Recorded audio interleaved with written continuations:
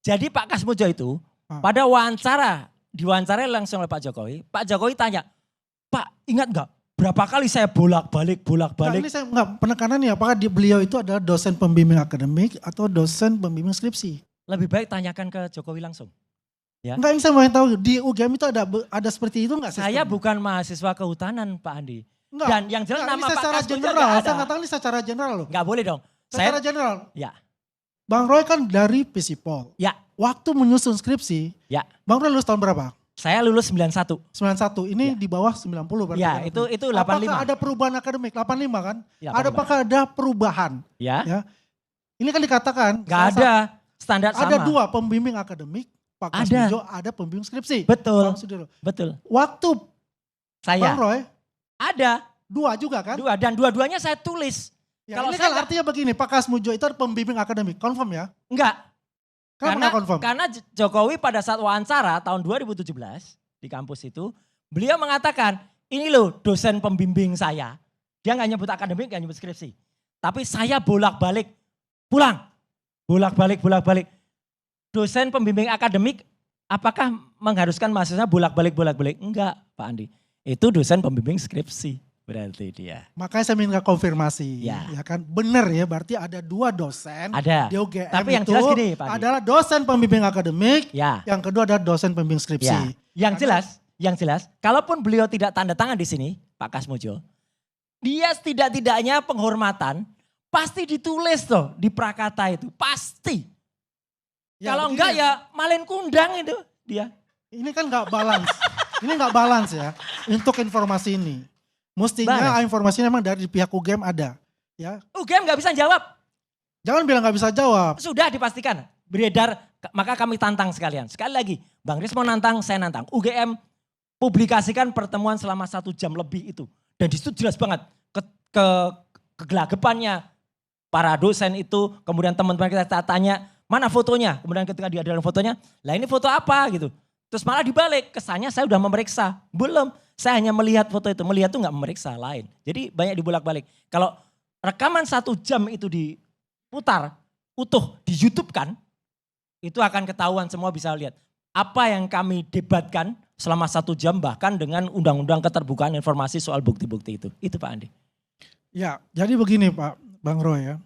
Kalau ini memang kita tidak expertise untuk ini. Ya. Kita hanya melihat bagaimana prosedurnya itu. Betul. Ya. Tapi yang jelas kalau Bang Roy mengatakan bahwasanya itu palsu, kita mengatakan asli. Karena kita berdasarkan satu institusi. Institusi yang memang luar biasa yang juga adalah Pak Andi, jangankan Bapak. Ya. Saya aja dari UGM aja mengatakan ini palsu, Anda bukan dari UGM kok bisa mengatakan asli. Dasarnya begini apa? Bang Roy, dasar saya adalah primary evidence. Dasar saya adalah inilah institusi besar. Ya. Apa? Tidak gampang ya institusi itu menjelek-jelekan ataupun membuka kedoknya juga. Iya. Gitu kan. Tidak mungkin. Ya. Justru itu. Apa yang dia lakukan adalah kebenaran yang terjadi loh. Ya. Dan itu diakui oleh rektor sendiri Ibu Afi. Ya kan. Bahwa ini ada benar alumni saya. Nama rektornya aja salah. Loh. Profesor Dr. Ova Emilia. Iya. Salah kan? Salah kan masalah, ini kan slip tang. Bang Roy sering juga slip tang. PSI dibilang apa tadi kan? Partai.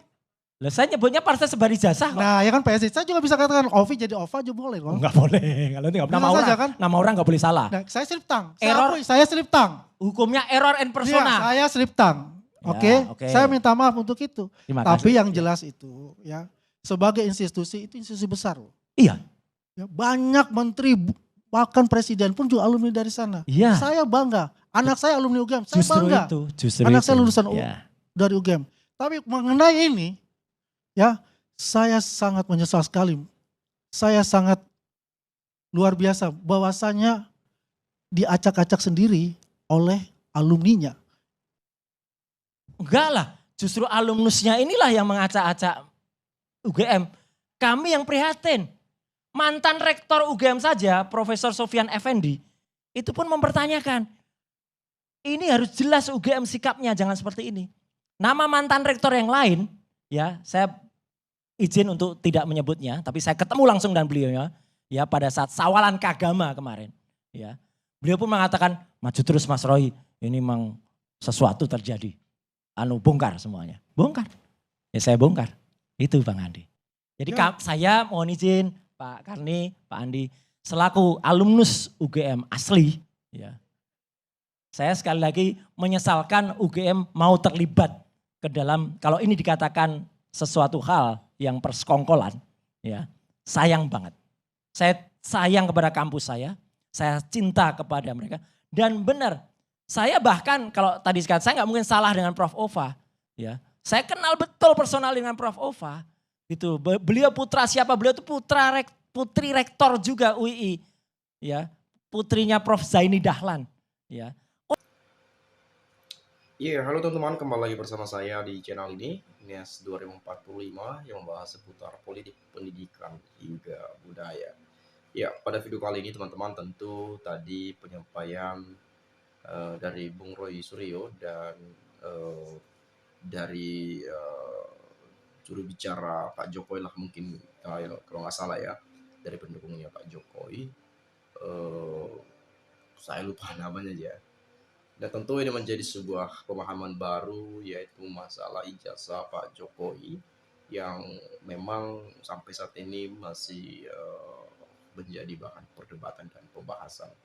Dan saya rasa ini menjadi suatu hal yang membuat gaduh lah gitu ya. Kenapa kita sebut gaduh? Karena ini banyak sekali ya, banyak yang speak up ya, banyak yang berdebat ya, banyak yang ini itu dan macam-macam ya, macam-macam. Ya tentu memang ini sudah pernah dibahas juga atau sudah pernah dibawakan ke ranah pengadilan pada tahun-tahun sebelumnya dan sekarang pun ya seperti itu. Lalu kemudian ya keaslian ijazah Jokowi ini masih menjadi pertanyaan publik karena ada yang menyebutkan bahwa ijazah Pak Jokowi itu palsu. Tapi ada pula sebagian yang mengatakan itu asli. Meskipun belum melihat langsung ijazah Pak Jokowi gitu ya. Dan sebetulnya saya rasa simpel saja. Kalau memang punya ijazah asli, ya ngapain repot-repot? Ngapain buang-buang uang untuk apa namanya untuk bayar lawyers, bayar itu, ini dan lain-lain. Ya, ngapain capek-capek ikut sidang pengadilan, ikut kepanggilan, ini itu dan lain-lain. Ya tinggal tunjukin saja sebetulnya ijazah itu sudah clear sebetulnya persoalan ini. Kegaduhan ini udah stop, berhenti. Kalau ditunjukkan langsung ijazahnya itu. Tapi kan ini nggak ada ditunjukin. Jadi kita nggak tahu juga ini siapa yang betul nih. Nah, di sisi lain seperti misalnya Bung Roy Suryo misalnya menyebutkan palsu, ya mereka kan ada bukti-bukti yang disampaikan. Ada dari skripsi, tanda tangan dosen penguji, dan yang lainnya, stempel dan seterusnya. Nah, padahal kalau misalnya yang menyebutkan itu asli, buktinya mana? Dan sering sekali juga kita mendengarkan bahwa eh, pernah wartawan ya atau Pak Jokowi memperlihatkan kepada wartawan, tapi nggak boleh dipotret, nggak boleh divideoin. Jadi mau gimana lagi coba? Dari mana kita percaya kalau itu asli, kalau itu benaran gitu ya? Sedangkan kita sendiri juga pun tidak melihatnya. Tapi nggak ada soal ya terkait hal itu, tentu ya kita sebagai masyarakat Indonesia saja lah gitu ya yang menilai bagaimana penyampaian-penyampaian yang mungkin ada pendapat atau perspektif lain juga dari Anda ya, boleh juga lah nanti silakan disampaikan di komentar pada video ini ya, biar nanti juga kita bisa sama-sama saling bertukar pikiran ya. Nah, kalau saya lihat di sini ada pendapat dari teman-teman kita misalnya, pasang urat leher para manusia yang lagi menikmati uang Jokowi di sebelah Pak Roy ke sana ya. Iyain aja lah permainan oknum yang terus menebar berita hoax. Mereka buat ijazah versi mereka sendiri, terus menuduh ijazah Pak Jokowi yang merupakan ijazah asli sebagai ijazah palsu. Mirip, ada orang buat uang palsu, terus menuduh Bank Indonesia yang mengeluarkan uang resmi sebagai uang palsu. UGM adalah akar negara, begitu juga UI, ITB, Undip, ya, Unair dan lainnya ya. Sangat memalukan kalau UGM menutupi kasus ini. Katanya UGM sudah angkat bicara soal ini, katanya ya memang betul. Jokowi alumnus ya angkatan atau lulusan tahun 1985. Tetapi ada juga lulusan yang tahun yang sama 1985 ya jurusan yang sama juga kehutanan katanya tetapi tidak kenal siapa Jokowi. Nah, ini dia repotnya juga gitu ya. Dan kemudian di lembar skripsi yang ditemukan itu sudah menggunakan font ya Times New Roman padahal pada tahun 1985 font itu belum ada dan font itu baru terbit 92 ke atas ya. Tahun 1992 ke atas. Jadi tahun 1985 itu belum ada. Tapi itu sudah ada pada font di skripsinya Pak Jokowi, katanya gitu ya. Tapi saya nggak tahu kebenarannya juga.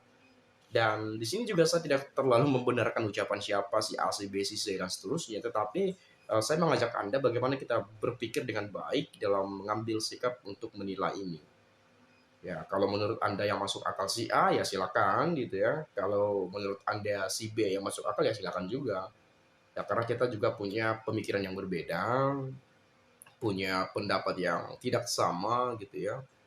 Dan bahkan teman-teman menyatakan ini asli atau bukan, ya terserah Anda juga ya. Kemudian yang terakhir ya, ini saya baca yang terakhir komentar ketiga. Apa masuk akal meneliti skripsi orang dan kopian lantas dituduhkan ke orang lain juga? Gimana otaknya ini? Polisi Roy telah menyerang kampus dan para dosen dan rektor UGM. Pengkhianat jolim Roy Panci ini pantas moralnya rusak membawa panci. Gara. Menuduh ijazah Pak Jokowi palsu berarti Roy Panci pegang ijazah yang aslinya. Kalau Roy Panci tidak bisa membuktikan, siap-siap pakai baju orange. Dan ini kan sudah dibawa ke ranah pengadilan, ke ranah hukum teman-teman. Ya makanya ya sebetulnya sih simpel saja. Dengan dari Pak Jokowinya seandainya kalau punya niatan ini loh saya punya ijazah asli, itu tunjukin aja sebetulnya kan simpel. Ya ngapain harus nyewa bayar lawyers, ini itu harus ke sana kemari dan lain-lain. Dan kalau saya berasumsi dan ini juga suatu hal yang menjadikan Pak Jokowi akan tetap tenar. Pak Jokowi akan tetap eksis meskipun tidak lagi menjabat sebagai presiden. Coba kita perhatikan. Setiap hari pasti aktif sekali berkomentar ya. Hampir setiap hari.